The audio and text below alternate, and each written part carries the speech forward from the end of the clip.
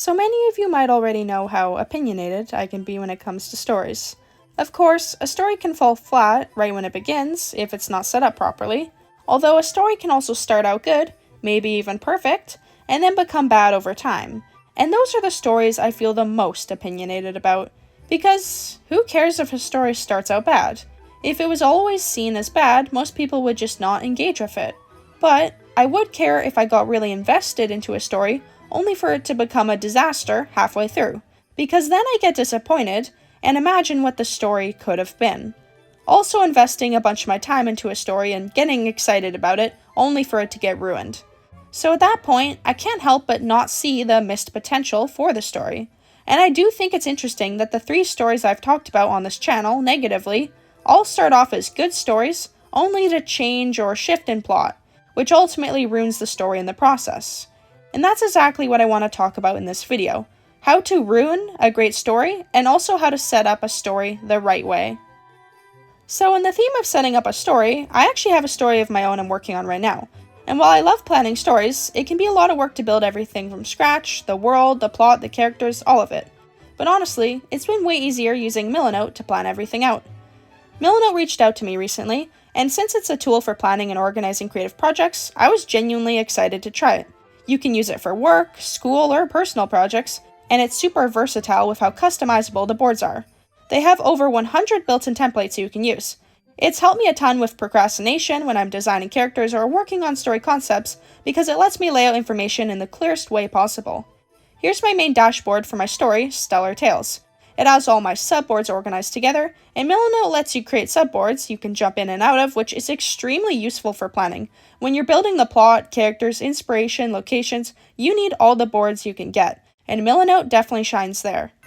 First is my brainstorming section. None of my story or characters would exist without this part. I love that I can write as much as I need and keep it all in one document. And the to-do feature? I've never used one before, and now I don't think I can go back. It genuinely keeps me productive. Next is my structure section, where I keep my plot, story ideas, and write-ups for Stellar Tales. If you go into the plot folder, you'll see my episode information, story synopsis, locations, and yes, some character art, because everything looks better with characters on it. Then there's the character section. It has subfolders for character designs and bios for the ones I've fleshed out most. Stella's folder has her basic info and backstory, and if you go into the character designs folder, you'll see the characters I've designed so far, plus the ones still in development. This is where I drop inspiration/reference images before I draw them. For the longest time, my ideas just sat in my brain. Finally taking the time to brainstorm and lay out my story in Milanote has helped me so much with building Stellar Tales. I absolutely loved using it to organize my plot, characters, their bios, and all my ideas.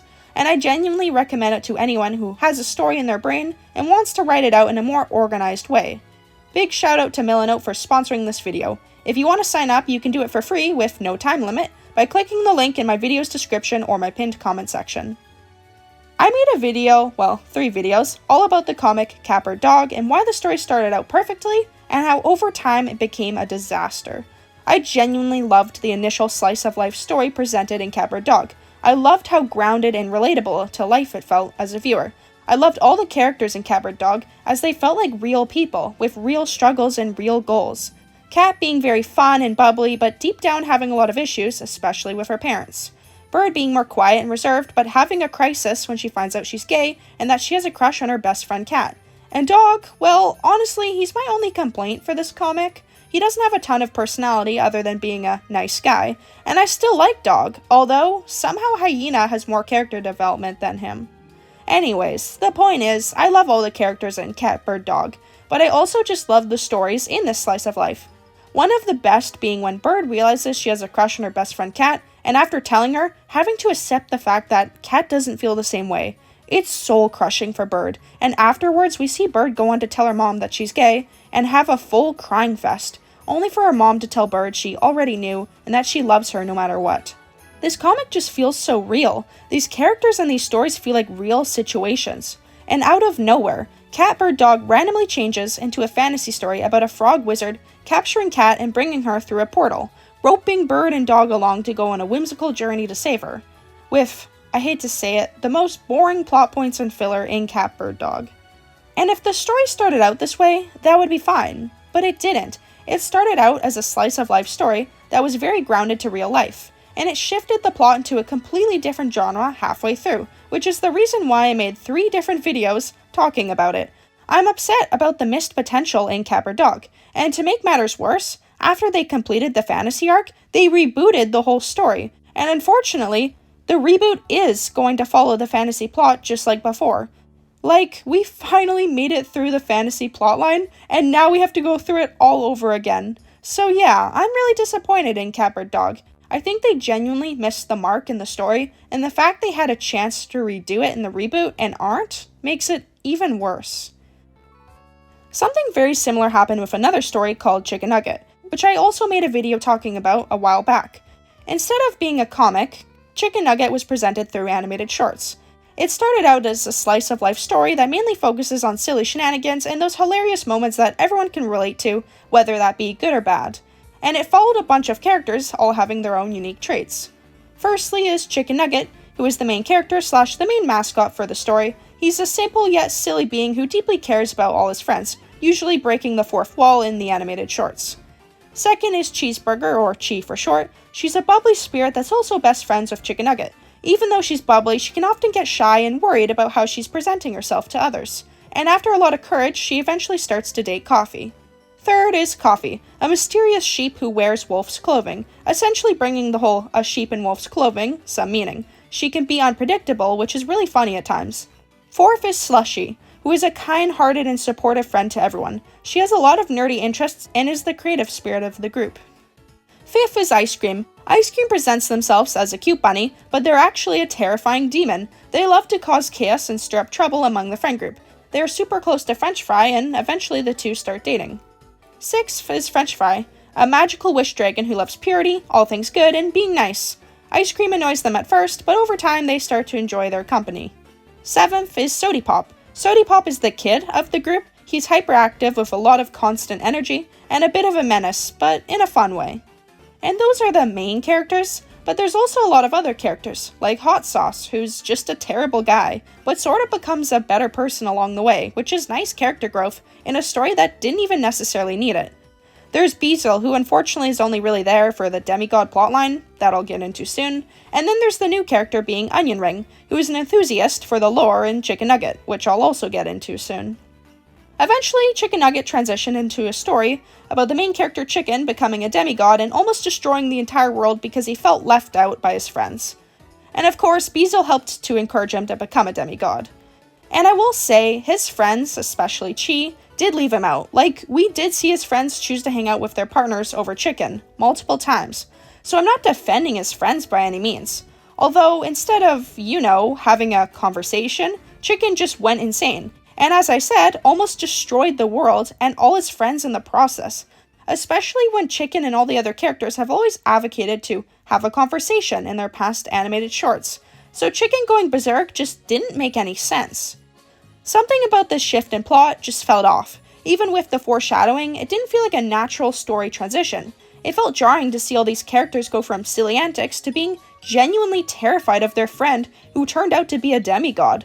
Also, someone commented on my video that because of the demigod arc, now anything afterwards just feels like the characters are walking on eggshells with Chicken to avoid the world coming to an end, which I honestly kinda have to agree with. Like, even though these characters made up at the end of the arc, Chicken is still a demigod. He still holds power over all his friends. Chicken can end the world whenever he wants. So yeah, that's something to think about.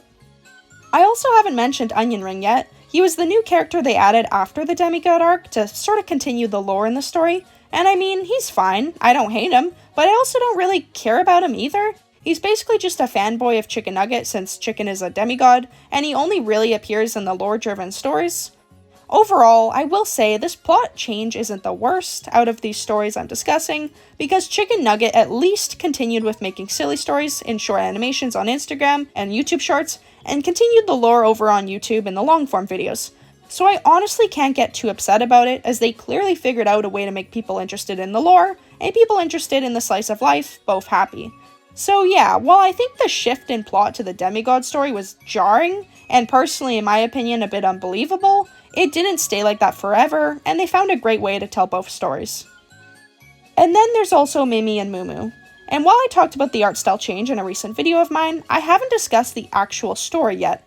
Mimi and Mumu started off as a story about toxic relationships. Following both Mimi and Mumu, obviously, we got to see both the qualities and flaws from each of them in their relationship. Neither of them were perfect, with fans literally swapping sides of who to root for when Mimi or Mumu did something bad. But the whole point of the story was that they both made mistakes, and that caused their relationship to be toxic. It was an interesting look at how toxic relationships happen and how both people can be at fault. Of course, I will stress, every relationship is different, and that can mean that there's relationships out there where just one person is being toxic to their partner. Although, Mimi and Mumu in particular chose to go down the route where both people in their relationship were toxic. They eventually broke up because even though they loved each other, the relationship was just too toxic. And soon after, both of them found new partners. But they weren't over their first relationship, and because of that, both Mimi and Mumu were terrible to their new partners. And eventually they both end things with their new partners and start to try to become better people. We even see Mimi go to therapy. They both try their hardest to work on themselves, which I loved to see. I loved all the growth these characters went through. But then, after all of this, they tried to put these two back together, which, I mean, yeah, they were working on themselves, but they definitely were not ready to get back together by any means. After all they've been through, all their growth, they were just going to get back together? And when they did get back together, they fought again. Although they did have better communication, so at least there's that. But I personally think Mimi and Mumu getting back together was a mistake. It ruined the whole personal growth thing they were going for with these two, and the story essentially hit a wall. Their relationship was mostly fine now, with occasional fights they communicated through, and I think this was where the story would have naturally ended. Which makes sense why they made a reboot for the story. And the reboot essentially started the story from scratch, which meant we lost all the growth from these characters. We also lost a lot of the side character stories too. I didn't bring it up whatsoever, but they had an interesting side story going on with a therapist cat character that they totally abandoned. And since they rebooted the story, it just feels like we're watching Mimi and Mumu be toxic all over again, with any positive videos being labeled as not canon.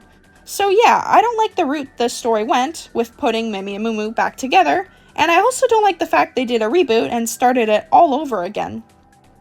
Even though these stories are all different in their own ways, they all have something in common, which is setting up a great, might I even say perfect story, and completely ruining it halfway through. And for Catbird Dog and Mimi and Mumu's case, choosing to reboot the story entirely. Because when you look at all three of these stories, they didn't fail because the creators couldn't write, they failed because they didn't understand the story they were already telling. Each one set up something relatable, something grounded, something silly, only to shift genres, tones, or character motivations in ways that completely ignored the foundation they were built on. And the thing is, stories don't become disasters because they take risks. Stories become disasters when those risks don't match the story's original narrative. When you build a world with grounded emotions, realistic relationships, and character-driven conflicts, only to randomly throw in a frog wizard, a demigod doomsday, or let's just pretend all the growth never happened, it just feels like the story is betraying itself, which is disappointing.